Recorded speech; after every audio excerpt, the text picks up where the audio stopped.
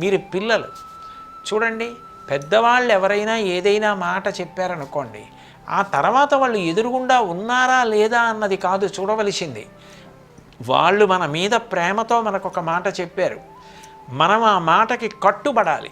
వాళ్ళు ఎదురుగుండా ఉన్నా లేకపోయినా నేను మాత్రం వాళ్ళు వద్దన్న పని చెయ్యను, వాళ్ళు చెయ్యమన్న పని చెయ్యకుండా మానను అని బాగా జీవితంలో అలవాటు చేసుకోవాలి. పెద్దవాళ్ళైన తర్వాత అన్ని వేళలా పెద్దవాళ్ళు పక్కన ఉండొచ్చు, చెప్పలేకపోవచ్చు, కానీ లోపల నుంచి ఎవరికి వాళ్ళకు ఒక మాట వినపడుతూ ఉంటుంది, ఇది తప్పు చెయ్యవద్దు అని. నీకు వినపడిన మాట ఏది ఉన్నదో అది చెయ్యకు, ఇది చెయ్యి, ఇది మంచి పని అని నీకు లోపల నుంచి ఏది వినపడుతోందో అది చెయ్యడం మానేయకు. అట్లా కట్టుబడి ఉండగలిగితే, లొంగి ఉండగలిగితే ఆ వ్యక్తి వృద్ధిలోకి వస్తాడు.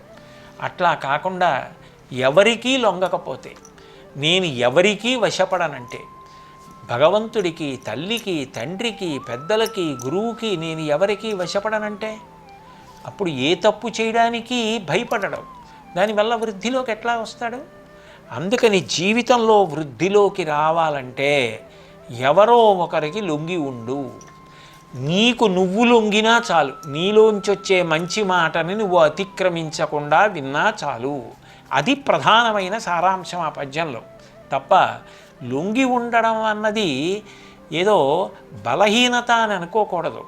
నేను గురువుగారి మాట దాటను, అమ్మ మాట దాటను, నాన్నగారి మాట దాటను, అది బలం, అంతేగాని బలహీనత కాదు. అది అట్లా ఎవరు అలవాటు చేసుకున్నారో వాళ్ళు వృద్ధిలోకి వస్తారు. అట్లా కాకుండా తప్పు పని చేసి ఏమీ చెయ్యని వాడిలాగా పైకి ఉన్నా బయట వాళ్ళకి తెలియకపోవచ్చు, నిజానికి లోపల నీకు తెలియదా, భగవంతుడికి తెలియదా?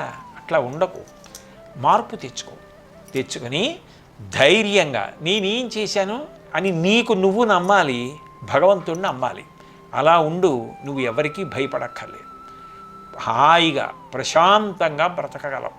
అటువంటి నీతిని, నియమాన్ని, విలువలని ఏర్పాటు చేసుకోమని చెప్తున్నారు వేమన గారు.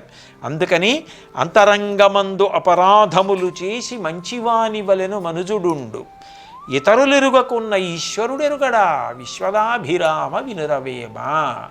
మీరందరూ పిల్లలు కాబట్టి చక్కగా అమ్మగారు చెప్పిన మాట, నాన్నగారు చెప్పిన మాట, గురువుగారు చెప్పిన మాట, మీలోంచి మీకు వినపడుతున్న మాట, భగవంతుడు చెప్పిన మాట విని దానికి అనుగుణంగా నడుచుకుంటూ లొంగి ఉండి వృద్ధిలోకి రండి.